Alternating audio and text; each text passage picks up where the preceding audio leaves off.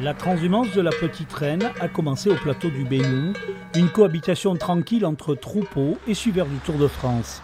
Depuis mercredi, près d'une centaine de passionnés ont pris position pour voir passer les coureurs de la 9e étape entre Pau et la Reims. On vit des choses d'une autre façon. On discute, le thème c'est le Tour de France. On voit des gens qui sont des fanas complets avec des banderoles. Donc finalement ça crée une espèce d'ambiance que moi j'appelle l'ambiance Tour de France, qui est très très agréable.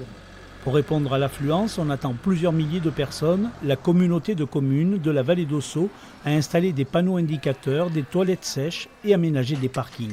Ce matin, les associations montaient les buvettes. Les bénévoles nous récompensent par leur main-d'œuvre. Comme nous sommes une petite commune, 170 habitants à Bière, un peu moins de 500 à Bielle, vous imaginez bien qu'on n'avait pas les moyens d'organiser avec des professionnels. Et donc nous avons eu recours à des bénévoles pour nous aider. Au passage du col, certains ont réussi à s'installer au bord de la route pour attendre l'arrivée des coureurs. Une mauvaise idée, un arrêté interdit en effet le stationnement.